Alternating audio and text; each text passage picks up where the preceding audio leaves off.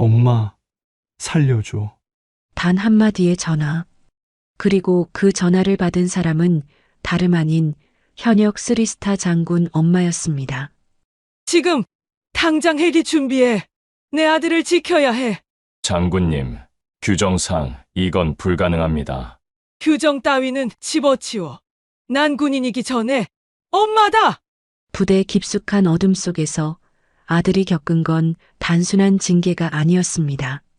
상상조차 못할 충격적인 진실, 그리고 대한민국군 역사상 전례 없는 사건이 터져버린 것인데요. 도대체 아들에게 무슨 일이 일어난 걸까요? 쓰리스타 장군 엄마는 어떻게 부대를 뒤엎게 되었을까요? 그리고 모두가 숨기려 했던 엄청난 비밀은 과연 무엇이었을까요? 잠시 후 그 충격적인 이야기의 전말을 알려드리겠습니다.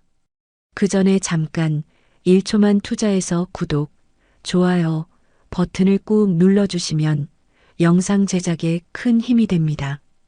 지금 바로 시작하겠습니다. 새벽 5시 30분 서울 용산구 국방부 청사에 첫 번째 불이 켜집니다. 김정희 육군 대장의 집무실입니다.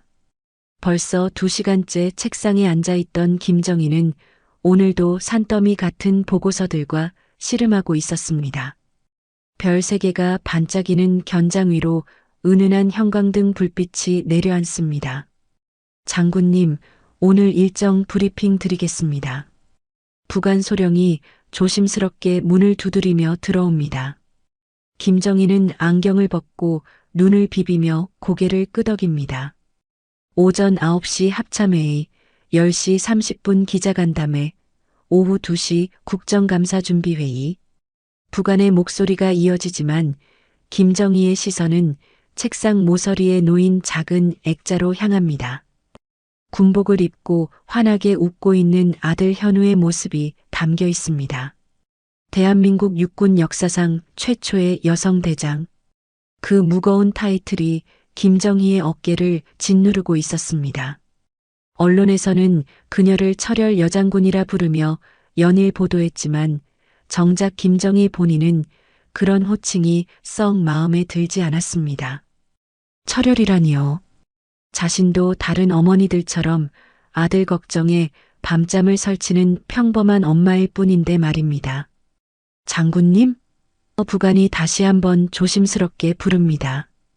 김정희는 정신을 차리고 고개를 끄덕입니다. 네, 계속하세요. 하지만 마음 한구석은 계속 현우 생각에 머물러 있습니다. 강원도 전방부대에서 복무 중인 아들. 자원 입대를 고집했던 그 녀석이 벌써 입대한 지 10개월이 지났습니다. 합참회의실에서 각 군 주요 지휘관들과 마주 앉습니다. 육해공군의 쟁쟁한 장성들 사이에서 김정희는 유일한 여성이었습니다. 처음에는 따가운 시선들이 부담스러웠지만 이제는 익숙해졌습니다. 아니, 익숙해져야만 했습니다. 이번 을지 연습 관련해서 각 군별 준비 사항을 점검하겠습니다. 합참의장의 목소리가 회의실을 가득 채웁니다. 김정희는 자료를 살펴보며 고개를 끄덕이지만 휴대폰 화면에 깜빡이는 카카오톡 알림이 자꾸만 신경 쓰입니다. 아들에게서 온 메시지일까요? 회의가 잠시 중단된 틈에 김정희는 조심스럽게 휴대폰을 확인합니다. 역시 현우에게서 온 메시지였습니다. 셀카 한 장과 함께 엄마 잘 지내죠? 여기 날씨 진짜 춥습니다. 그래도 잘 먹고 있으니까 걱정 마세요라는 문자가 적혀 있습니다. 사진 속 현우의 얼굴은 햇볕에 그을려 까맣게 되어 있지만 환한 미소가 김정희의 마음을 따뜻하게 만듭니다. 김정희는 미소를 지으며 속으로 중얼거립니다. 그래, 얼굴이 까맣게 그을려도 건강하네. 하지만 곧 다시 엄숙한 표정으로 돌아가 회의에 집중합니다. 지금은 대한민국 육군 대장 김정희입니다.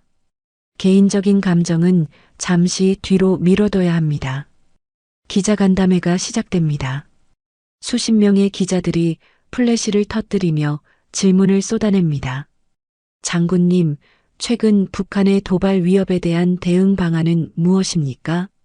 여성 최초 육군 대장으로서 느끼시는 소감이 어떠신지요? 김정희는 차분하고 정확하게 답변합니다. 한치의 흔들림도 없는 목소리로 국가 안보에 대한 확고한 의지를 드러냅니다. 하지만 한 기자의 질문이 김정희를 당황시킵니다. 장군님의 아드님도 현재 복무 중이신 것으로 알고 있는데 개인적으로 어떤 심경이신지 궁금합니다. 김정희는 잠시 말을 멈춥니다. 공과 사를 구분해야 한다는 것은 알지만 어머니로서의 마음을 완전히 숨길 수는 없었습니다. 모든 군 장병들이 누군가의 소중한 자녀입니다. 제 아들도 마찬가지고요. 저는 육군 대장으로서 그리고 한 아이의 어머니로서 모든 장병들이 안전하게 복무할 수 있는 환경을 만들기 위해 최선을 다하고 있습니다. 김정희의 답변에 기자들은 고개를 끄덕이며 받아 적습니다. 오후 늦게 집무실로 돌아온 김정희는 하루 일과를 정리하며 다시 한번 현우의 사진을 바라봅니다. 20살 청년이 된 아들. 어릴 때는 엄마 치마폭에 매달려 다니던 그 작은 아이가 이제는 총을 들고 나라를 지키는 군인이 되었습니다. 김정희는 현우에게 답장을 보냅니다. 현우야, 사진 고마워. 엄마도 잘 지내고 있어. 몸 조심하고 힘든 일 있으면 언제든 연락해. 사랑한다. 메시지를 보낸 후 김정희는 창밖을 바라봅니다. 서울 시내의 불빛들이 반짝이고 있습니다. 저 불빛 하나하나마다 가족을 그리워하는 사람들이 있겠지요. 밤이 깊어갑니다. 김정희는 여전히 책상에 앉아 내일 국정감사를 위한 자료를 검토하고 있습니다. 육군 대장이라는 자리의 무게가 어깨를 짓누르지만 그보다 더 무거운 것은 어머니로서의 마음입니다. 멀리 있는 아들이 안전하게 복무하고 있을까요? 혹시 힘들거나 외롭지는 않을까요? 사실 김정희도 처음에는 현우의 자원 입대를 반대했습니다. 엄마가 장성인데 굳이 내가 군대에 갈 필요가 있어? 하지만 현우는 단호했습니다. 엄마, 저도 대한민국 남자잖아요. 당연히 군 복무는 해야죠. 그리고 엄마 때문에 특혜 받는다고 생각하기 싫어요. 그때 현우의 진지한 표정이 지금도 생생합니다. 아들이 자랑스러우면서도 한편으로는 걱정이 앞섰습니다. 김정희 자신이 군인이라서 군대가 어떤 곳인지 누구보다 잘 알고 있었으니까요. 특히 전방부대의 혹독한 훈련과 생활이 어떤 것인지도 말입니다. 시계를 보니 벌써 밤 11시가 넘었습니다. 김정희는 자료를 정리하며 집으로 돌아갈 준비를 합니다. 내일도 바쁜 하루가 기다리고 있습니다. 하지만 오늘 하루도 무사히 보낸 것에 감사하며 멀리 있는 아들도 오늘 하루 잘 보냈기를 마음속으로 기도합니다. 김정희는 집무실 문을 나서면서 다시 한번 현우의 사진을 바라봅니다. 현우야, 엄마도 최선을 다해 살고 있어. 너도 건강하게 잘 지내거라. 속삭이듯 혼잣말을 하며 불을 끄고 문을 잠급니다. 내일은 또 다른 하루가 시작될 것입니다. 대한민국 최초 여성 육군 대장 김정희의 그리고 현우 엄마의 하루 말입니다. 그날 밤은 평소보다 유난히 조용했습니다. 김정희는 용산구 한남동 관사에서 늦은 저녁을 먹으며 하루를 마무리하고 있었습니다. 텔레비전에서는 저녁 뉴스가 흘러나오고 있었지만 김정희의 귀에는 들리지 않았습니다. 마음은 온통 강원도 전방 어딘가에서 복무하고 있을 아들 생각뿐이었습니다. 시계 바늘이 밤 11시를 가리키고 있었습니다. 김정희는 평소보다 일찍 잠자리에 들려고 했습니다. 내일 아침 일찍 중요한 회의가 있었기 때문입니다. 하지만 잠들기 전에 현우에게서 온 메시지를 한 번 더 확인하고 싶었습니다. 오늘 오후에 받은 그 까만 얼굴의 셀카가 자꾸만 마음에 걸렸거든요. 침실 탁자 위에 놓인 휴대폰을 들어 메시지를 다시 읽어봅니다. 엄마, 잘 지내죠? 여기 날씨 진짜 춥습니다.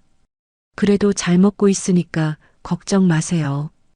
별다른 내용은 아니었지만 아들의 안부를 확인할 수 있어서 마음이 놓였습니다. 김정희는 휴대폰을 충전기에 꽂고 불을 끄려던 참이었습니다. 그때였습니다. 갑자기 휴대폰이 요란하게 울리기 시작했습니다. 밤 11시 40분. 이 시간에 전화가 온다는 것은 보통 일이 아닙니다. 김정희는 급히 휴대폰을 집어들었습니다.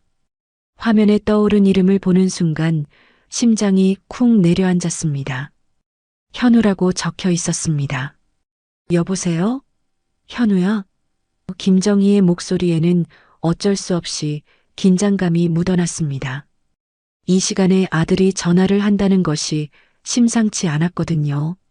수화기 너머에서는 잠시 정적이 흘렀습니다. 그리고 이어진 현우의 목소리는 평소와 전혀 달랐습니다. 엄마. 현우의 목소리가 떨리고 있었습니다. 공포에 질린 듯한 절망적인 톤이었습니다. 김정희는 침대에서 벌떡 일어났습니다. 현우야, 무슨 일이야? 왜 이래? 하지만 현우는 대답하지 않았습니다. 대신 더욱 떨리는 목소리로 다시 한번 말했습니다. 엄마, 살려줘. 그 한마디가 김정희의 가슴을 얼음처럼 차갑게 만들었습니다. 살려달라니요. 도대체 무슨 일이 일어난 걸까요? 현우야, 현우야, 대답해. 김정희는 다급하게 아들을 부르기 시작했습니다. 하지만 수화기 너머에서는 뚝하고 전화가 끊어져 버렸습니다. 김정희는 즉시 다시 현우에게 전화를 걸었습니다. 하지만 전화는 통화 중으로 연결되지 않았습니다. 한 번, 두 번, 세 번. 아무리 걸어도 연결되지 않았습니다. 김정희의 손이 덜덜 떨리기 시작했습니다. 무언가 심각한 일이 일어난 것이 분명했습니다. 김정희는 급히 국방부 상황실에 전화를 걸었습니다. 여기 김정희 대장입니다. 즉시 강원도 전방부대 상황을 확인해 주세요. 제 아들 김현우 일병에 관한 건입니다. 상황실 근무자는 당황스러운 목소리로 대답했습니다. 네, 장군님. 즉시 확인해 보겠습니다. 길고 긴 기다림이 시작되었습니다. 김정희는 침실을 왔다 갔다 하며 초조하게 회답을 기다렸습니다. 시계 바늘은 자정을 넘어가고 있었지만 잠은 생각도 나지 않았습니다. 아들의 그 떨리는 목소리가 계속해서 귓가에 맴돌았습니다. 엄마, 살려줘. 30분 후 상황실에서 연락이 왔습니다. 장군님, 해당 부대에 확인해 본 결과 특별한 이상은 없다고 보고받았습니다. 김현우 일병도 현재 막사에서 취침 중이라고 합니다. 김정희는 잠시 안도의 한숨을 내쉬었지만 뭔가 석연치 않았습니다. 정말 확실한 거죠? 제가 받은 전화는. 김정희가 말을 이어가려던 순간 상황실 담당자가 말했습니다. 장군님, 혹시 장난 전화나 착오는 아니었을까요? 부대에서는 모든 것이 정상이라고 보고하고 있습니다. 김정희는 고개를 젓었습니다. 아닙니다. 그 전화는 분명히 현우의 목소리였습니다. 그리고 그 절박함과 공포는 절대 연기나 장난이 아니었습니다. 20년 넘게 키운 아들의 목소리를 엄마가 못 알아들을 리가 있겠습니까? 새벽 1시가 되어서야 김정희는 간신히 잠자리에 들었습니다. 하지만 잠이 오지 않았습니다. 계속해서 현우의 목소리가 머릿속을 맴돌았습니다. 혹시 아들에게 무슨 일이 일어난 건 아닐까요? 부대에서는 정상이라고 하지만 어머니의 직감은 그렇지 않다고 말하고 있었습니다. 다음 날 아침 김정희는 평소보다 일찍 사무실에 나왔습니다. 밤새 거의 잠을 자지 못해 얼굴이 상당히 피곤해 보였지만 김정희는 개의치 않았습니다. 가장 먼저 한 일은 어젯밤 현우의 부대 상황을 다시 한번 확인하는 것이었습니다. 부관, 어젯밤 강원도 전방부대 보고서 다시 가져와 보세요. 김정희의 목소리에는 평소와 다른 긴장감이 흘러나왔습니다. 부관은 의아한 표정을 지으며 자료를 가져왔습니다. 장군님, 특별한 문제가 있으신가요? 김정희는 보고서를 꼼꼼히 살펴봤습니다. 이상, 무, 정상 근무, 특이사항 없음. 모든 항목이 평범했습니다. 하지만 김정희의 마음은 전혀 편하지 않았습니다. 뭔가 숨겨진 것이 있다는 확신이 들었습니다. 오전 회의 시간이 되었습니다. 김정희는 평소처럼 회의실에 앉았지만 집중이 되지 않았습니다. 다른 참석자들의 발표를 들으면서도 계속해서 현우 생각만 하고 있었습니다. 회의 중간에 김정희는 조용히 부관을 불렀습니다. 해당 부대 지휘관과 직접 통화 연결해 주세요. 김정희의 지시에 부관은 잠시 망설였습니다. 장군님, 회의 중인데. 하지만 김정희의 단호한 표정을 보고는 곧 고개를 끄덕였습니다. 잠시 후 부대장과의 통화가 연결되었습니다. 안녕하십니까, 장군님. 부대장의 목소리는 평온했습니다. 김정희는 바로 본론으로 들어갔습니다. 어젯밤 우리 부대에서 특별한 일이 없었나요? 김현우 일병 관련해서요. 네, 장군님. 특별한 일은 없었습니다. 김현우 일병도 정상적으로 생활하고 있습니다. 부대장의 대답은 어제 상황실에서 들은 것과 같았습니다. 하지만 김정희는 뭔가 어색함을 느꼈습니다. 너무 완벽한 답변이었거든요. 혹시 제가 직접 부대를 방문해서 확인해 봐도 될까요? 김정희의 질문에 부대장은 잠시 당황하는 것 같았습니다. 장군님, 그럴 필요까지는 정말 아무 문제 없습니다. 하지만 그 당황함이 오히려 김정희의 의심을 더욱 키웠습니다. 김정희는 전화를 끊고 깊은 생각에 잠겼습니다. 모든 공식적인 보고는 이상 없음이었습니다. 하지만 어머니로서의 직감은 계속해서 경고 신호를 보내고 있었습니다. 현우의 그 절박한 목소리, 그리고 갑자기 끊어진 전화. 그것이 단순한 착오나 장난일 리가 없다는 확신이 들었습니다. 점심시간이 되어서도 김정희는 식사를 할 수 없었습니다. 계속해서 현우에게 전화를 걸어봤지만 여전히 연결되지 않았습니다. 문자 메시지를 보내봐도 읽음 표시조차 뜨지 않았습니다. 분명히 무슨 일이 있었는데 은폐되고 있는 것 같았습니다. 오후에 들어서자 김정희는 더 이상 참을 수 없었습니다. 공식적인 보고가 어떻든 간에 직접 가서 확인해 봐야겠다는 생각이 들었습니다. 아들의 안전이 걸린 문제였으니까요. 김정희는 결심을 굳히며 부관을 불렀습니다. 내일 일정 모두 취소하세요. 그리고 헬기 준비해 주세요. 김정희의 목소리에는 단호함이 담겨 있었습니다. 부관은 놀란 표정으로 물었습니다. 장군님, 어디로 가시는 건가요? 김정희는 창밖을 바라보며 대답했습니다. 강원도로 갑니다. 직접 확인해 봐야겠어요. 그날 밤도 김정희는 잠들지 못했습니다. 현우의 목소리가 계속해서 머릿속을 맴돌았습니다. 엄마, 살려줘. 그 한마디가 김정희로 하여금 어떤 위험도 무릅쓰고 아들을 구하러 가야겠다는 결심을 굳히게 만들었습니다. 내일이면 모든 진실이 밝혀질 것입니다. 다음 날 새벽 김정희는 평소보다 2시간이나 일찍 국방부에 도착했습니다. 어젯밤 내린 결심을 실행에 옮기기 위해서였습니다. 집무실 문을 열자마자 김정희는 부관에게 지시했습니다. 즉시 헬기 준비 상황을 확인해 보세요. 그리고 강원도 해당 부대로 가는 최단 경로를 파악해 주세요. 부관 소령은 당황스러운 표정을 지으며 대답했습니다. 장군님, 헬기 운항은 사전 승인이 필요하고요. 또 날씨 상황도 확인해야 합니다. 하지만 김정희의 표정은 단호했습니다. 승인은 제가 처리할 테니까 당신은 준비만 해주세요. 오전 8시 참모들이 하나둘 모여들기 시작했습니다. 김정희가 갑자기 강원도 전방부대에 가겠다고 하자 모두들 놀라며 말렸습니다. 장군님, 갑자기 왜 그러십니까? 무슨 특별한 일이라도. 작전 참모 대령이 조심스럽게 물어봤습니다.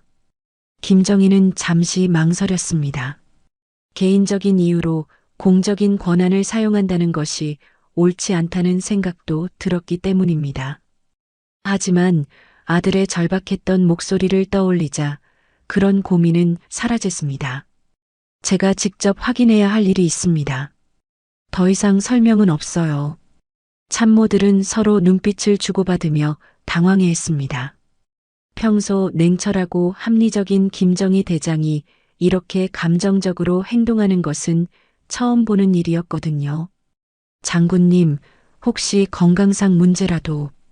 인사참모 준장이 걱정스럽게 물었습니다. 아닙니다. 저는 멀쩡해요. 김정희는 책상을 탁 치며 일어섰습니다. 즉시 헬기 준비해요. 내가 직접 간다고 했잖아요.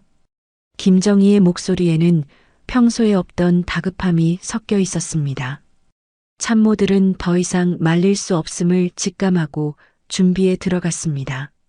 오전 9시 30분 용산 헬기장에서 헬기가 이륙 준비를 마쳤습니다.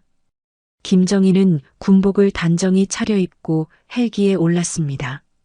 조종사가 목적지를 재확인했습니다. 장군님, 강원도 화천 전방부대 맞습니까? 네, 맞습니다. 최대한 빨리 가주세요. 헬기가 하늘로 떠오르자 서울 시내가 점점 작아 보였습니다. 김정희는 창밖을 바라보며 현우를 생각했습니다. 지금쯤 아들은 뭘 하고 있을까요? 정말 부대에서 말하는 것처럼 아무 이상이 없는 걸까요? 아니면 무슨 일이 일어난 걸까요? 비행 시간은 약 1시간 30분 정도였습니다. 김정희에게는 그 시간이 하루처럼 길게 느껴졌습니다. 헬기가 산맥을 넘어가며 강원도의 웅장한 자연 풍경이 눈앞에 펼쳐졌습니다. 평소 같았으면 그 아름다움에 감탄했겠지만 지금은 그럴 여유가 없었습니다. 드디어 목적지인 전방부대가 보이기 시작했습니다. 헬기장에는 이미 부대 간부들이 김정희를 맞이하기 위해 대기하고 있었습니다. 헬기가 착륙하자 부대장 대령이 급히 달려와 격려했습니다. 충성, 예상치 못한 방문을 해주셔서 영광입니다. 장군님. 김정희는 냉정한 표정으로 부대장을 바라봤습니다. 부대장, 즉시 김현우 일병을 만나고 싶습니다. 부대장은 잠시 당황하는 기색을 보였습니다. 장군님, 그런데 특별한 이유라도 있으신가요? 김정희는 더욱 단호하게 말했습니다. 이유는 묻지 마시고 당장 데려오세요. 부대장은 주변 간부들과 잠시 눈빛을 주고받았습니다. 그들의 표정에서 뭔가 숨기고 있다는 느낌을 받은 김정희는 더욱 의심스러워졌습니다. 부대장, 제 말을 못 들었나요? 당장 김현우 일병을 데려오라고 했습니다. 네, 장군님. 그런데 지금 김현우 일병은? 부대장이 말을 더듬거리자 김정희는 참을성을 잃기 시작했습니다. 지금 뭘 하고 있다는 거죠? 부대장은 어쩔 수 없다는 듯 대답했습니다. 현재 독방에 있습니다. 독방이라는 말에 김정희의 얼굴이 굳어졌습니다. 독방? 왜 독방에 있는 거죠? 부대장은 고개를 숙이며 대답했습니다. 상관 명령 불복종으로 징계를 받고 있습니다. 김정희는 믿을 수 없다는 표정을 지었습니다. 현우가 상관 명령 불복종이라니요. 구체적으로 어떤 명령을 불복종했다는 거죠? 김정희의 목소리가 점점 차갑게 변해갔습니다. 부대장은 머뭇거리며 대답했습니다. 그게 자세한 내용은 보고서에 있습니다만 보고서는 나중에 보고 지금 당장 설명해 보세요. 부대장은 주변을 둘러보더니 조심스럽게 말했습니다. 김현우 일병이 부대 내 규율을 무시하고 개인적인 행동을 했습니다. 그래서 교정 차원에서 김정희는 그 말을 끊고 물었습니다. 언제부터 독방에 있었나요? 이틀 전부터입니다. 부대장의 답변을 듣는 순간 김정희는 모든 것을 이해했습니다. 현우가 절박하게 전화를 걸어온 것이 바로 이틀 전 밤이었거든요. 분명히 그때 무슨 일이 있었고 그래서 독방에 갇힌 것 같았습니다. 지금 당장 김현우 일병을 만나게 해주세요. 김정희의 명령에 부대장은 더 이상 거부할 수 없었습니다. 네, 장군님. 안내해드리겠습니다. 일행은 부대 안쪽으로 들어갔습니다. 김정희의 심장은 점점 더 빠르게 뛰기 시작했습니다. 독방이 있는 건물에 도착하자 부대장이 열쇠를 꺼내며 말했습니다. 장군님, 김현우 일병은 지금 반성 중이라서. 김정희는 그의 말을 무시하고 직접 문을 열었습니다. 현우야. 좁은 독방 안에서 현우가 고개를 들었습니다. 김정희는 아들의 모습을 보는 순간 충격을 받았습니다. 며칠 사이에 현우의 얼굴이 많이 야위어 있었고 눈에는 지친기가 역력했습니다. 더욱 충격적인 것은 현우의 눈빛이었습니다. 단순한 규율 위반으로 징계받는 사람의 눈빛이 아니라 무언가 큰 공포에 시달리는 사람의 눈빛이었습니다. 엄마. 현우는 김정희를 보자 눈물을 글썽였습니다. 김정희는 급히 현우에게 다가가 손을 잡았습니다. 현우야, 괜찮니? 어디 아픈 데는 없고? 현우는 고개를 저었지만 그의 떨리는 손이 모든 것을 말해주고 있었습니다. 김정희는 현우를 독방에서 나오게 한 후 부대장에게 물었습니다. 정확히 어떤 일이 있었는지 상세히 보고해 주세요. 그리고 왜 제가 어젯밤에 받은 전화에 대해서는 보고하지 않았나요? 부대장은 당황하며 대답을 회피했습니다. 김정희는 더 이상 참을 수 없었습니다. 뭔가 큰 문제가 있는데 조직적으로 은폐하려고 하고 있다는 확신이 들었습니다. 그리고 그 중심에 자신의 소중한 아들이 있다는 사실이 김정희를 분노하게 만들었습니다. 이제는 단순히 아들을 구하는 것이 아니라 진실을 밝혀내야 한다는 사명감이 생겼습니다. 부대장, 지금부터 이 부대는 제가 직접 지휘하겠습니다. 김정희의 선언에 부대장과 간부들이 놀라며 바라봤습니다.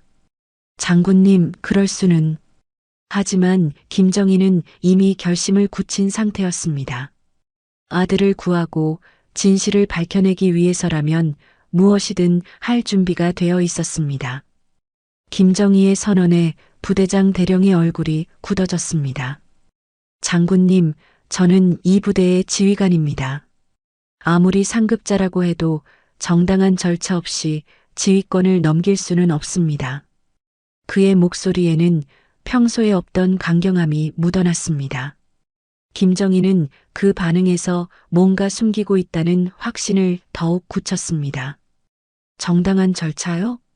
김정희는 냉소적으로 웃으며 가방에서 서류 봉투를 꺼냈습니다.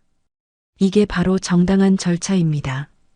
봉투 안에서 나온 것은 합참의장 명의의 특별지휘권 위임서였습니다. 사실 이 서류는 김정희가 헬기를 타기 직전에 긴급히 발급받은 것이었습니다. 부대장은 서류를 받아들고 꼼꼼히 살펴봤습니다. 아무리 봐도 정식 서류가 맞았습니다. 하지만 그는 쉽게 포기하지 않았습니다. 장군님, 그렇다고 해도 이 부대는 제가 20년 넘게 지켜온 곳입니다. 갑자기 오셔서 이렇게 하시면 20년 넘게 지켰다고 하는데 그동안 부대에서 어떤 일들이 일어났는지 저도 궁금하네요. 김정희의 말에 부대장의 표정이 미묘하게 변했습니다. 주변 간부들도 서로 눈치를 보며 불안해하기 시작했습니다. 김정희는 현우를 바라보며 조심스럽게 물었습니다. 현우야, 엄마에게 솔직하게 말해봐. 여기서 무슨 일이 있었니? 현우는 주변 간부들을 힐끗 보더니 고개를 저었습니다. 엄마, 아무 일 없었어요. 그냥 제가 실수를 해서. 하지만 현우의 떨리는 목소리와 두려움에 가득 찬 눈빛은 그의 말과 정반대였습니다. 김정희는 아들이 무언가를 두려워하고 있다는 것을 직감했습니다. 아마도 보복이 두려워서 진실을 말하지 못하는 것 같았습니다. 부대장, 김현우 일병이 정확히 무슨 명령을 불복종했는지 구체적으로 설명해 주세요. 김정희가 다시 한번 추궁하자 부대장은 머뭇거렸습니다. 그게 부대 내 규율 관련 사항이라서 자세히 말씀드리기가. 규율 관련 사항? 김정희의 목소리가 점점 날카로워졌습니다. 제 아들이 독방에 갇힐 정도로 심각한 규율 위반을 했다는 건가요? 그런데 그 내용을 상급자인 저에게도 말할 수 없다는 거죠? 부대장은 땀을 흘리며 대답했습니다. 장군님, 이 부대만의 특별한 사정이 있습니다. 부대 운영상 외부에 알려지면 곤란한. 김정희는 그의 말을 끊었습니다. 곤란한 일이요? 그게 뭔지 저도 알아봐야겠네요. 김정희는 부대 내부를 둘러보기 시작했습니다. 겉으로 보기에는 평범한 전방 부대였습니다. 하지만 김정희의 예리한 눈은 여러 가지 이상한 점들을 포착하기 시작했습니다. 장병들의 표정이 너무 경직되어 있었고 간부들은 계속해서 서로 눈빛을 주고받고 있었습니다. 부대 내 급식소를 둘러보고 싶습니다.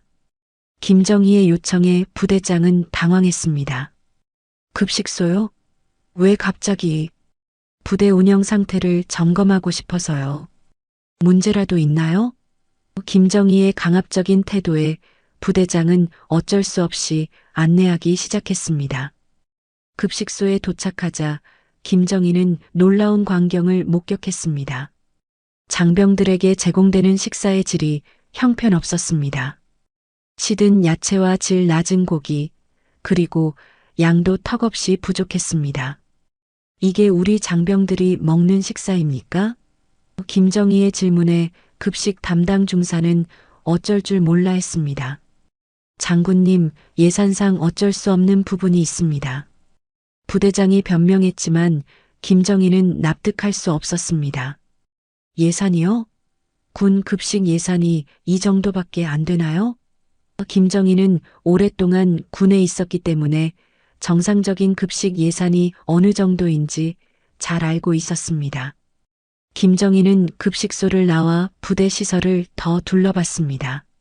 장병들의 생활관도 마찬가지로 형편없는 상태였습니다. 난방시설은 제대로 작동하지 않았고 침구류도 낡아빠져 있었습니다. 이런 환경에서 어떻게 장병들이 제대로 된 복무를 할 수 있겠습니까? 부대장, 이 부대 운영비 관련 장부를 보고 싶습니다. 김정희의 요구에 부대장은 완강히 거부했습니다. 장군님, 그건 부대 기밀사항입니다. 아무리 상급자라고 해도. 하지만 김정희는 단호했습니다. 기밀사항이 아니라 회계 투명성 문제입니다. 당장 가져오세요. 결국 부대장은 어쩔 수 없이 회계 장부를 가져왔습니다. 김정희가 장부를 펼쳐보는 순간 경악하지 않을 수 없었습니다. 급식비, 생활용품비, 시설 보수비 등 모든 항목에서 예산과 실제 지출 간에 엄청난 차이가 있었습니다. 분명히 중간에서 누군가가 빼돌린 것이었습니다. 이게 뭡니까? 김정희가 장부를 들고 부대장을 쏘아봤습니다. 예산은 정상적으로 배정되었는데 실제로는 절반도 안 되는 돈이 사용되었네요. 나머지 돈은 어디로 갔나요? 부대장은 변명거리를 찾으며 말을 더듬었습니다. 그때 현우가 조심스럽게 김정희에게 다가왔습니다. 엄마, 잠시 둘이서만 얘기할 수 있을까요? 현우의 간절한 부탁에 김정희는 고개를 끄덕였습니다. 두 사람은 조용한 곳으로 이동했습니다. 현우야, 이제 엄마에게만 말해봐. 도대체 무슨 일이 있었니? 김정희의 따뜻한 목소리에 현우는 마침내 입을 열기 시작했습니다. 엄마, 사실은. 현우는 잠시 망설이더니 결심한 듯 말했습니다. 이틀 전 밤에 제가 우연히 부대 간부들이 만나는 것을 봤어요. 그런데 그들이 군납업체 사람들과 돈거래를 하는 것 같았어요. 저도 모르게 그 장면을 보게 되었는데 현우의 고백에 김정희의 얼굴이 굳어졌습니다. 그래서 김정희가 추궁하자 현우는 계속 말했습니다. 그 다음 날부터 제가 감시받고 있다는 느낌이 들었어요. 그리고 고참들이 저를 괴롭히기 시작했어요. 입을 열면 큰일 난다고 협박하면서 현우의 목소리가 떨렸습니다. 김정희는 모든 퍼즐 조각이 맞춰지는 것을 느꼈습니다. 군납비리, 회계 부정, 그리고 이를 목격한 아들에 대한 보복. 이틀 전 밤 현우가 걸었던 그 절박한 전화도 이제 이해할 수 있었습니다. 현우야, 정확히 누가 그런 일을 했는지 기억하니? 김정희의 질문에 현우는 고개를 끄덕였습니다. 네, 기억해요. 하지만 엄마, 정말 무서워요. 만약 제가 말하면. 김정희는 현우의 손을 꽉 잡았습니다. 괜찮아, 현우야. 이제 엄마가 모든 것을 해결해 줄게. 더 이상 혼자 견딜 필요 없어.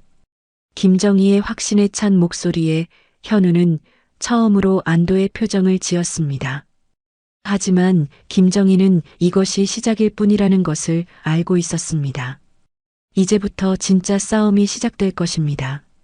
김정희는 현우와의 대화를 마치고 부대장에게 돌아갔습니다. 이제 모든 진실을 알게 된 김정희의 눈빛은 전과는 완전히 달랐습니다. 더 이상 의심하는 것이 아니라 확신하는 눈빛이었습니다. 부대장과 간부들은 그런 김정희를 보며 불안해하기 시작했습니다. 부대장, 이제부터 이 부대에 대한 전면적인 감사를 실시하겠습니다. 김정희의 선언에 부대장은 크게 당황했습니다. 장군님, 갑자기 왜? 하지만 김정희는 이미 결심을 굳힌 상태였습니다. 아들을 구하고 이 부대의 썩은 것들을 모두 도려내겠다는 확고한 의지가 서 있었습니다. 김정희가 전면 감사를 선언한 지 이틀이 지났습니다. 부대 내에서는 긴장감이 극도로 고조되어 있었습니다. 김정희는 헬기로 서울에서 감사팀을 불러들였고 회계장부부터 물품 구매 내역까지 모든 것을 샅샅이 뒤지기 시작했습니다.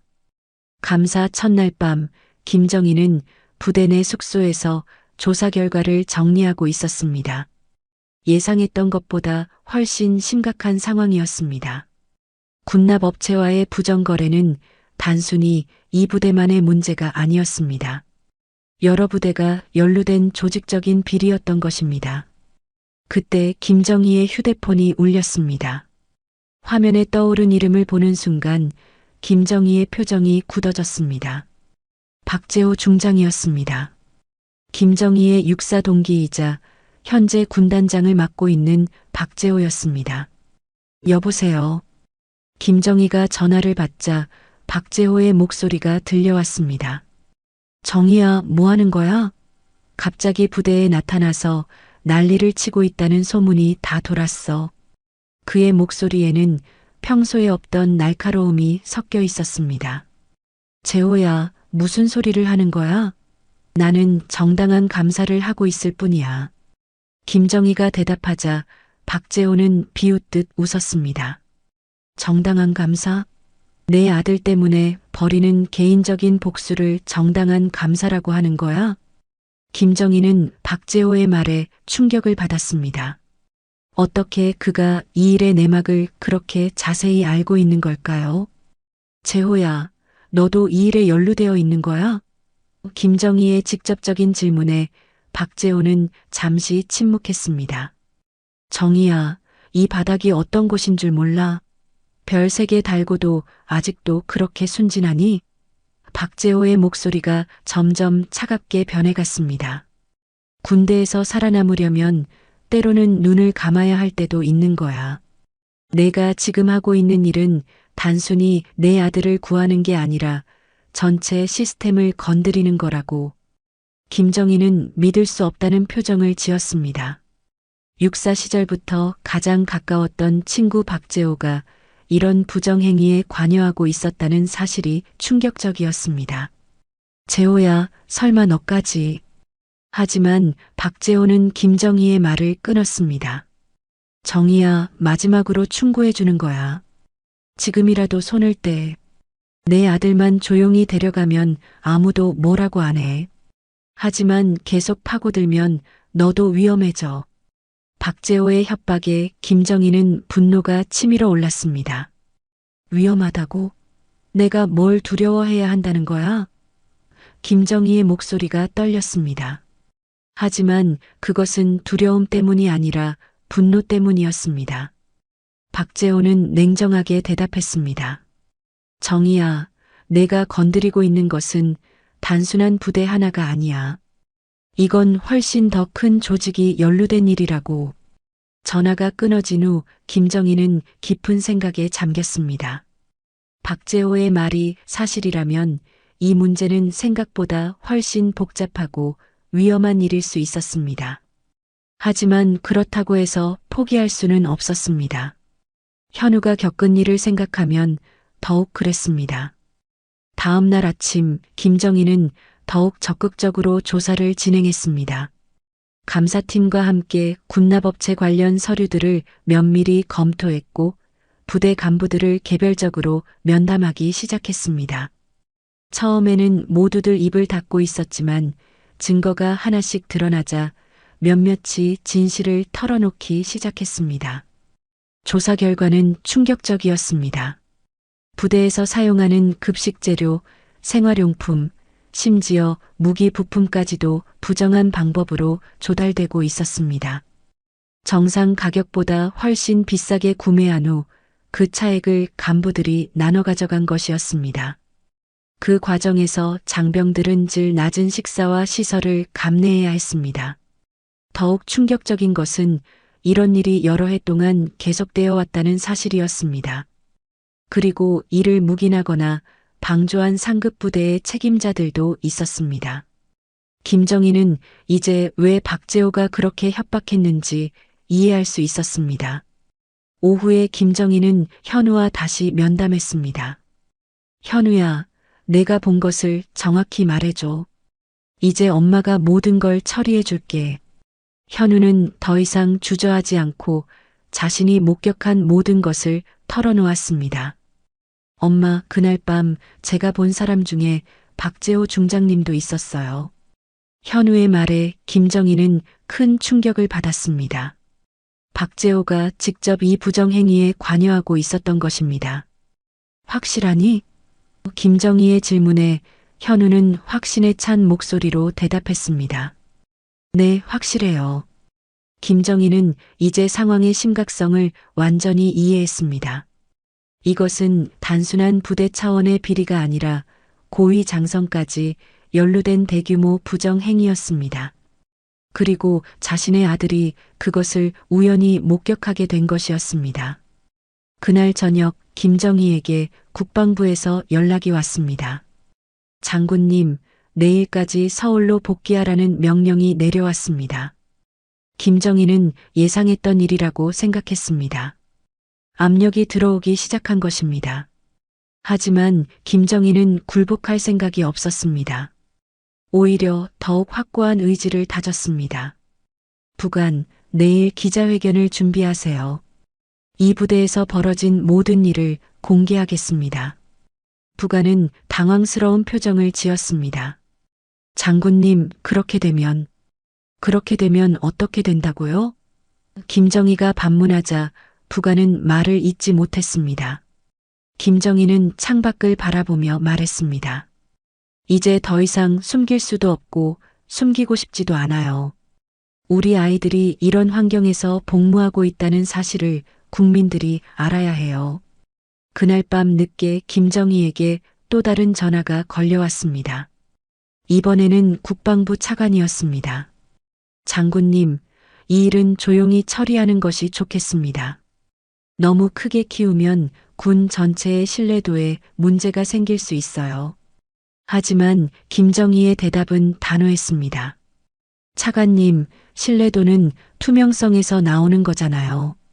이런 일들을 덮어두면 더 큰 문제가 생겨요. 차관은 한숨을 쉬며 말했습니다. 장군님도 군인이시잖아요. 조직의 안정을 생각해야 하는 거 아닙니까? 하지만 김정희는 흔들리지 않았습니다. 조직의 안정은 올바른 길을 갈 때 유지되는 거예요. 썩은 것을 그대로 두면서 안정을 말할 수는 없어요. 김정희의 확고한 의지에 차관도 더 이상 설득할 수 없다는 것을 깨달았습니다. 김정희는 전화를 끊고 현우를 바라봤습니다. 아들은 이제 예전보다 훨씬 편안한 표정을 짓고 있었습니다. 현우야, 엄마가 끝까지 지켜줄게. 그리고 이런 일이 다시는 일어나지 않도록 하겠어. 현우는 고개를 끄덕이며 엄마를 바라봤습니다. 엄마, 고마워요. 그런데 정말 괜찮을까요? 현우의 걱정에 김정희는 확신에 찬 목소리로 대답했습니다. 괜찮아. 엄마를 믿어. 하지만 김정희 자신도 앞으로 어떤 일들이 벌어질지는 예측할 수 없었습니다. 분명한 것은 이제 돌이킬 수 없는 길에 들어섰다는 것이었습니다. 새벽 5시 김정희는 잠에서 깨어났습니다. 사실 제대로 잠을 잔 것도 아니었습니다. 밤새 뒤척이며 앞으로 닥칠 일들을 생각하고 있었거든요. 오늘은 기자회견을 열어 모든 진실을 공개할 예정이었습니다.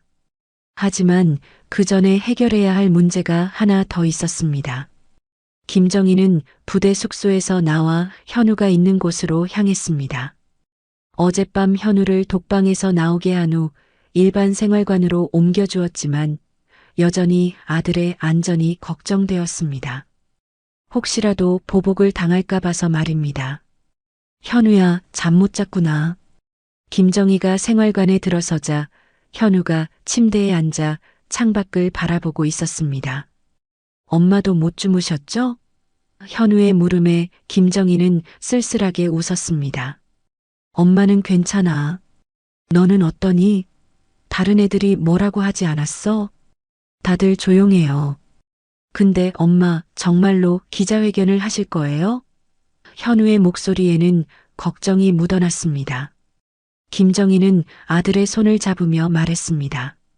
현우야, 이런 일들이 계속 일어나면 안 돼. 너뿐만 아니라 다른 많은 장병들이 피해를 보고 있어. 그때 부대 밖에서 소음이 들려왔습니다.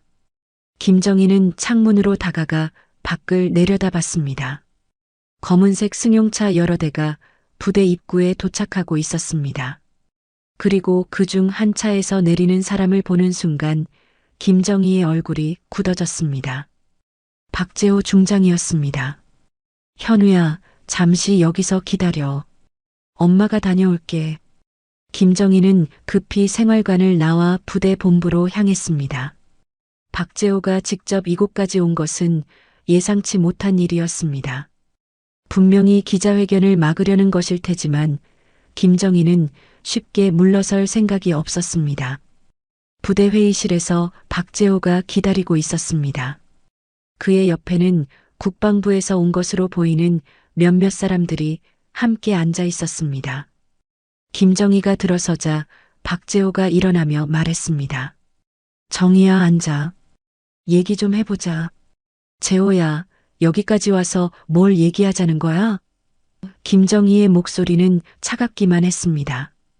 박재호는 한숨을 쉬며 대답했습니다. 정희야, 아직도 상황 파악을 못하고 있구나. 이건 내가 생각하는 것보다 훨씬 복잡한 문제야. 박재호는 탁자 위에 서류 뭉치를 올려놓았습니다. 이게 뭔지 알겠니? 지난 10년간 이 지역 모든 부대의 군납 관련 자료야. 내가 지금 건드리고 있는 건 빙산의 일각에 불과해. 김정희는 서류를 훑어보며 충격을 받았습니다.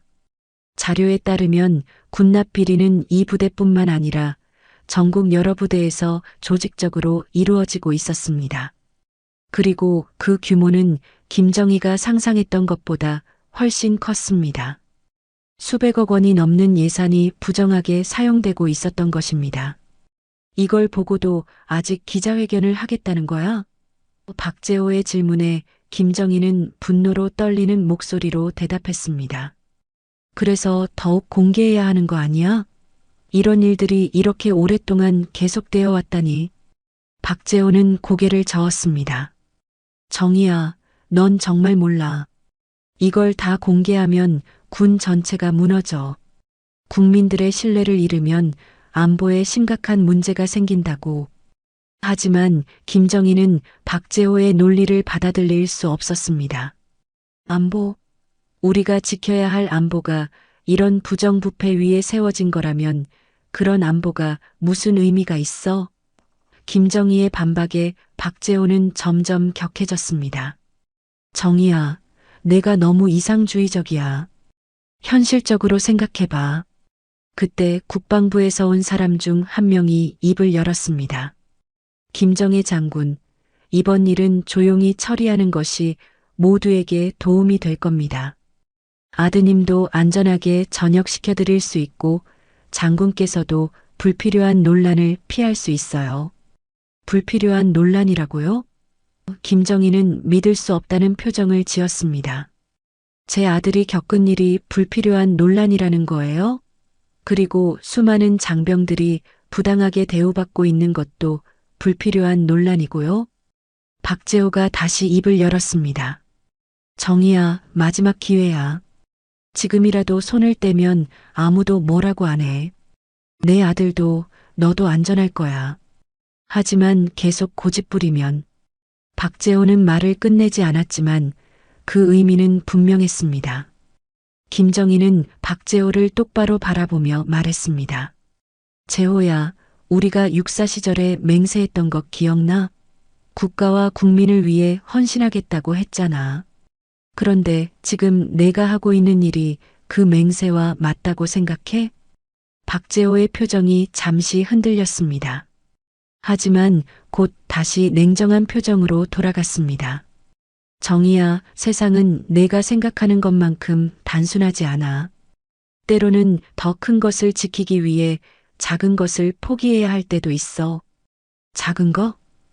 김정희의 목소리가 높아졌습니다. 내 아들이 겪은 일이 작은 것이야? 수많은 장병들이 당하고 있는 부당한 대우가 작은 것이야? 김정희는 더 이상 참을 수 없었습니다. 김정희는 자리에서 일어나며 선언했습니다. 재호야, 미안하지만 나는 내 제안을 받아들일 수 없어. 오늘 오후에 예정대로 기자회견을 하겠어. 박재호와 다른 사람들의 얼굴이 굳어졌습니다. 정희야, 정말 후회하게 될 거야. 박재호의 협박에 김정희는 웃으며 대답했습니다. 후회? 내가 지금까지 후회한 것은 이런 일들을 더 일찍 알지 못했다는 거야. 더 많은 아이들이 피해를 당하도록 방치했다는 거고. 김정희는 회의실을 나서며 마지막으로 말했습니다. 재호야, 아직도 늦지 않았어. 함께 이 일을 바로 잡아보자. 하지만 박재호는 대답하지 않았습니다. 김정희는 그의 침묵에서 모든 것을 이해할 수 있었습니다. 회의실을 나온 김정희는 곧바로 부관에게 지시했습니다. 기자회견 준비 상황은 어떻게 되고 있나요? 부관은 걱정스러운 표정으로 대답했습니다. 장군님, 그런데 위에서 압력이 들어오고 있습니다. 기자회견을 취소하라는 압력이요? 김정희는 예상했던 일이라며 고개를 끄덕였습니다. 상관없어요. 예정대로 진행하세요. 그리고 현우를 안전한 곳으로 옮겨주세요. 혹시라도 보복당할까봐 걱정이에요. 부관은 더 이상 말리지 않고 고개를 끄덕였습니다. 김정희의 확고한 의지를 확인했기 때문입니다. 하지만 그의 표정에는 여전히 걱정이 가득했습니다. 앞으로 어떤 일들이 벌어질지 예측하기 어려웠거든요. 점심시간이 되자 김정희는 현우를 만나러 갔습니다. 현우야, 오후에 기자회견이 있을 거야. 그 전에 너를 안전한 곳으로 보내려고 해. 현우는 고개를 저었습니다. 엄마, 저도 함께 있을게요. 이 일은 제가 시작한 거잖아요. 김정희는 현우의 용기에 감동받으면서도 걱정스러웠습니다. 현우야, 위험할 수도 있어. 하지만 현우는 단호했습니다. 엄마, 저도 군인이에요. 책임질 일은 책임져야죠. 김정희는 아들의 성숙한 모습에 자랑스러우면서도 마음이 아팠습니다. 아직 20살밖에 안 된 아이가 이런 무거운 일을 감당해야 한다는 것이 안타까웠거든요.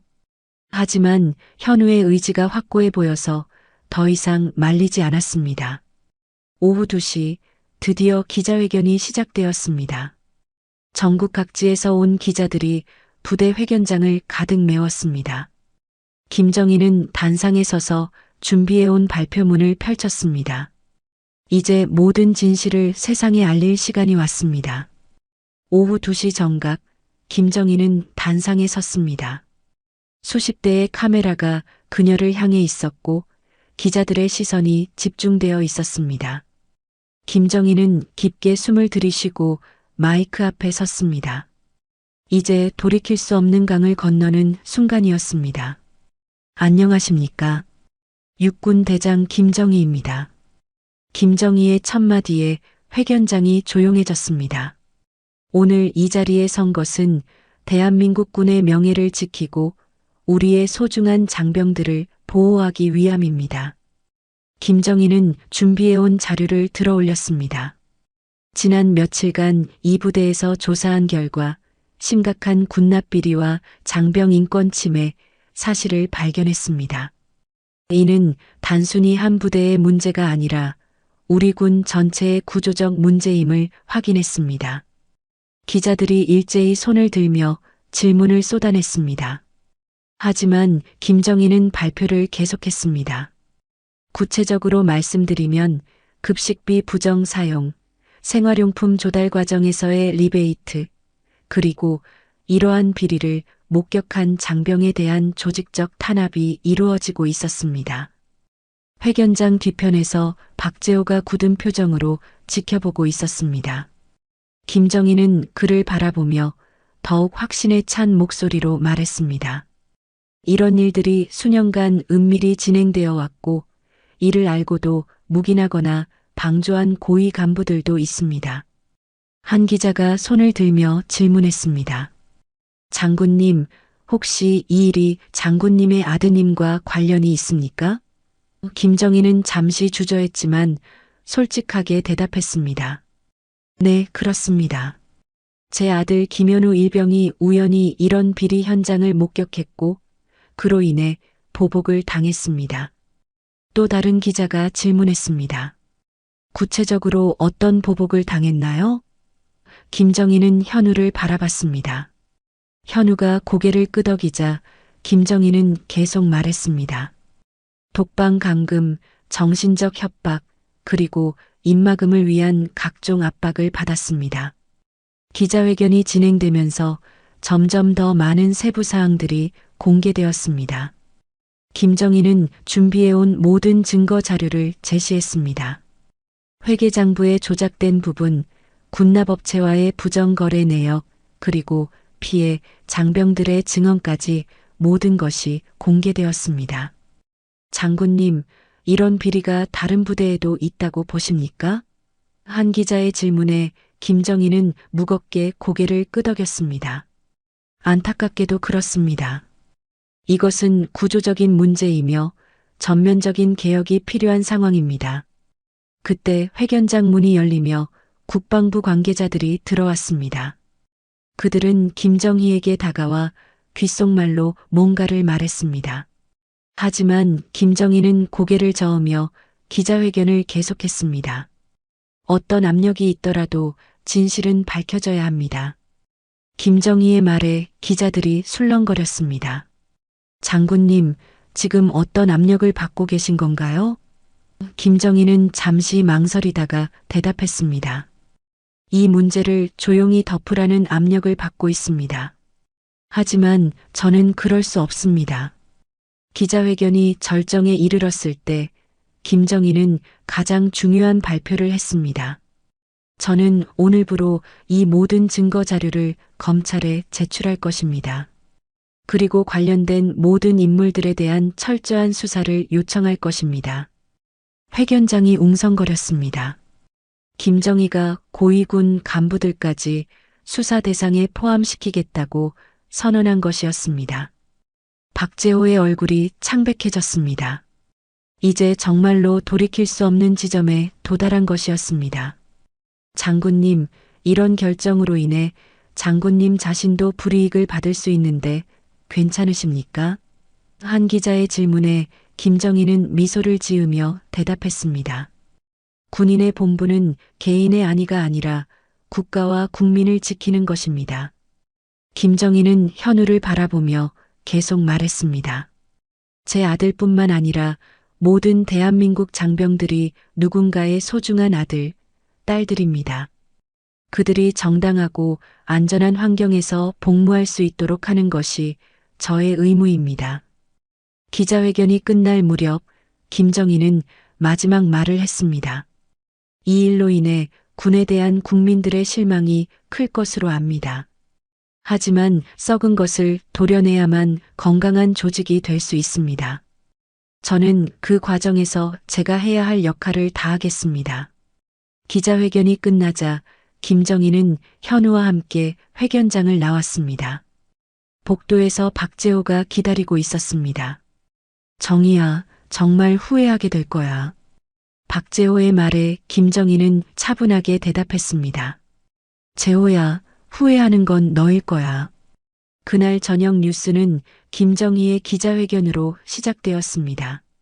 전 국민이 충격에 빠졌습니다. 군 내부의 부패가 이 정도로 심각한 줄은 몰랐기 때문입니다.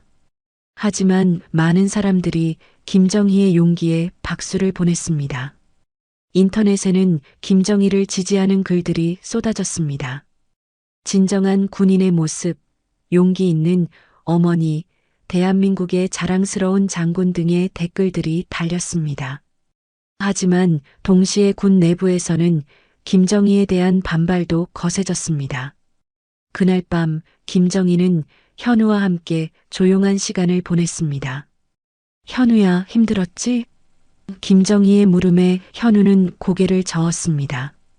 아니에요, 엄마. 오히려 시원해요. 이제 더 이상 숨기고 살지 않아도 되니까요. 김정희는 아들의 성숙한 모습에 감동했습니다. 현우야, 앞으로도 어려운 일들이 있을 거야. 그래도 견딜 수 있겠니?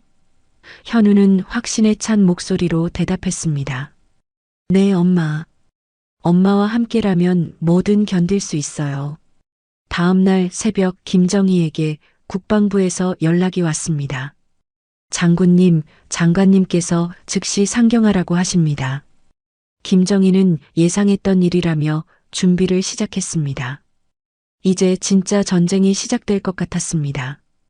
헬기에 오르기 전 김정희는 부대 장병들에게 마지막 인사를 했습니다. 여러분, 앞으로 이 부대는 새롭게 변화할 것입니다. 여러분 모두가 자랑스러운 대한민국 군인으로서 당당하게 복무하시기 바랍니다. 장병들은 김정희에게 경례로 답했습니다. 헬기가 이륙하면서 김정희는 창밖을 바라봤습니다.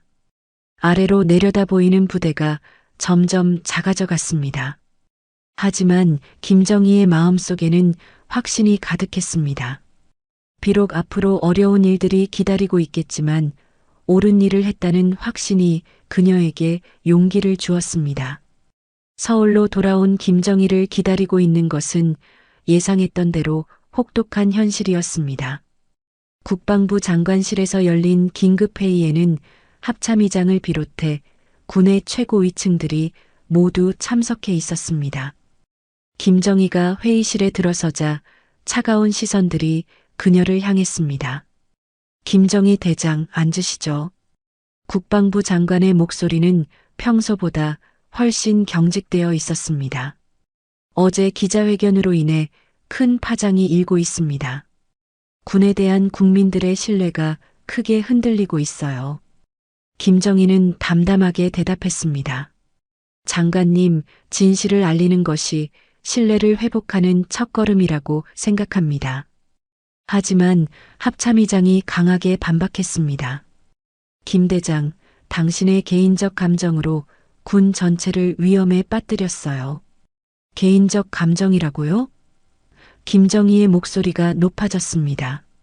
수많은 장병들이 부당한 대우를 받고 있는 상황을 개선하려는 것이 개인적 감정입니까?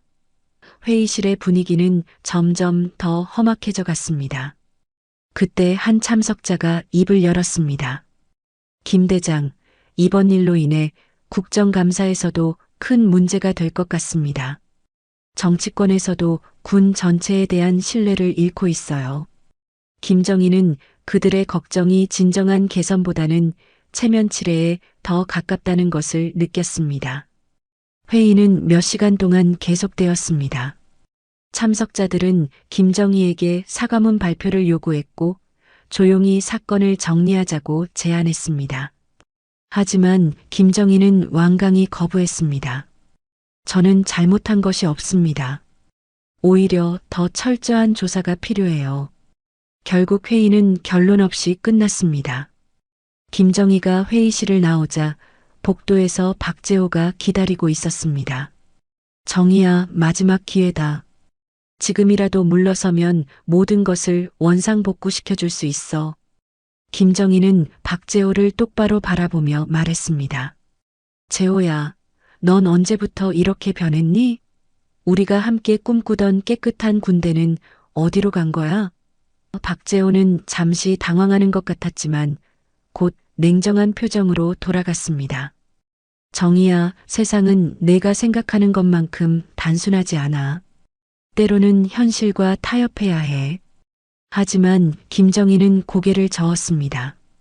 재호야, 타협이라는 이름으로 잘못을 덮어둔다면 우리가 군인이 된 의미가 뭐가 있겠어? 그날 저녁 김정희는 용산 관사에서 뉴스를 지켜봤습니다. 전국이 군 비리 사건으로 들끓고 있었습니다. 검찰이 수사에 착수했다는 소식도 전해졌습니다. 하지만 동시에 김정희에 대한 비판의 목소리도 높아지고 있었습니다. 며칠 후 충격적인 소식이 전해졌습니다. 검찰 수사 결과 박재호 중장을 비롯해 여러 고위 간부들이 체포되었다는 것이었습니다. 수년간 이어져 온 조직적인 비리의 실체가 드러나기 시작한 것입니다. 김정희는 그 소식을 들으며 복잡한 심정이었습니다. 한편으로는 정의가 실현되고 있다는 안도감이 들었지만 다른 한편으로는 오랜 동료들이 몰락하는 것을 보는 것이 마음 아팠습니다. 하지만 이것이 반드시 거쳐야 할 과정이라는 것을 알고 있었습니다. 국정감사가 시작되었습니다. 김정희는 증인으로 출석해 모든 것을 증언했습니다. 저는 군인으로서 그리고 한 아이의 어머니로서 할 수 있는 최선을 다했을 뿐입니다. 김정희의 증언은 전 국민에게 생중계되었습니다. 국정감사장에서 한 국회의원이 질문했습니다. 김정희 대장, 이번 일로 인해 군의 사기가 떨어지고 있는데 어떻게 생각하십니까? 김정희는 확신에 찬 목소리로 대답했습니다. 의원님, 진정한 사기는 정의로운 조직에서 나옵니다. 썩은 것을 도려내는 과정에서 일시적으로 혼란이 있을 수 있습니다. 하지만 그것이 건강한 조직으로 거듭나는 필수 과정입니다. 김정희의 답변에 방청석에서 박수가 터졌습니다. 국정감사가 끝난 후 국방부는 대대적인 개혁 작업에 들어갔습니다. 군납 시스템의 투명화, 장병 인권 보호 방안 강화, 그리고 내부 고발자 보호제도 도입 등 광범위한 변화가 시작되었습니다. 하지만 김정희 개인에게는 시련도 따랐습니다. 일부에서는 그녀를 조직을 배신한 군인이라고 비난했고 군 내부에서도 냉대하는 시선들이 있었습니다. 하지만 더 많은 사람들이 그녀의 용기를 지지했습니다. 몇 달 후 김정희는 저녁식을 맞았습니다. 원래 계획보다 일찍 전역하게 된 것이었지만 김정희는 후회하지 않았습니다. 저녁식장에는 예상보다 많은 사람들이 참석했습니다. 그 중에는 현우도 있었습니다. 장군님 충성. 현우가 어머니 앞에서 경례했습니다. 김정희는 처음으로 공식 석상에서 눈시울을 적셨습니다. 현우야, 고생 많았어. 현우는 환하게 웃으며 대답했습니다. 엄마, 존경합니다. 그리고 사랑합니다. 저녁식 연설에서 김정희는 마지막 메시지를 전했습니다. 저는 오늘 군복을 벗지만 이 나라와 우리 젊은이들을 사랑하는 마음은 변하지 않을 것입니다. 우리 군이 진정으로 국민의 신뢰받는 조직이 되기를 바랍니다. 저녁 후 김정희는 군인권센터를 설립했습니다. 현우도 제대 후 어머니의 일을 도왔습니다. 그들이 시작한 작은 변화는 점점 더 큰 파장을 일으켰습니다. 군 내부 고발자들이 용기를 내기 시작했고 부패한 관행들이 하나씩 사라져갔습니다. 몇 년 후 김정희는 한 인터뷰에서 이렇게 말했습니다. 그때 만약 현우의 전화를 받지 않았다면, 아니 받고도 무시했다면 어떻게 되었을까요? 지금도 수많은 아이들이 고통받고 있을 것입니다. 어머니의 직감을 믿고 행동한 것이 제 인생 최고의 결정이었습니다. 현우는 지금 사회복지사로 일하며 어려운 청소년들을 돕고 있습니다. 엄마가 보여준 용기가 제 인생의 나침반이 되었어요. 옳다고 생각하는 일이라면 어떤 어려움이 있어도 포기하지 않는 것, 그것이 엄마에게서 배운 가장 큰 교훈입니다. 어느 겨울날 저녁, 김정희와 현우는 함께 산책을 나갔습니다. 하늘에는 별들이 반짝이고 있었습니다. 현우야, 후회하지 않니? 김정희의 물음에 현우는 확신에 찬 목소리로 대답했습니다. 엄마, 전혀요. 우리가 한 일 덕분에 지금도 어딘가에서 누군가가 더 안전하게 살고 있을 거예요. 그것만으로도 충분히 의미 있는 일이었어요. 김정희는 아들의 말에 고개를 끄덕이며 미소 지었습니다. 그날 밤 김정희는 일기에 이렇게 썼습니다. 사랑하는 현우야, 내가 그날 밤 엄마에게 전화를 걸어줘서 고마워. 그 한 통의 전화가 우리 모두를 구했어. 내가 살아있어서, 그리고 용기를 내어 진실을 말해줘서 정말 고마워. 이제 우리나라가 조금 더 나은 곳이 되었다는 것을 확신해. 김정희는 펜을 내려놓고 창밖을 바라봤습니다. 멀리서 들려오는 바람소리가 마치 수많은 젊은 군인들의 웃음소리처럼 들렸습니다. 그들이 이제는 더 안전하고 정의로운 환경에서 나라를 지키고 있다는 생각에 김정희는 깊은 안도감을 느꼈습니다. 그리고 그날 밤 김정희는 오랜만에 편안한 잠에 들 수 있었습니다. 현우의 그 절박했던 전화로 시작된 긴 여정이 마침내 아름다운 결말을 맞았기 때문입니다. 어머니의 사랑이 세상을 조금 더 나은 곳으로 만든 것입니다.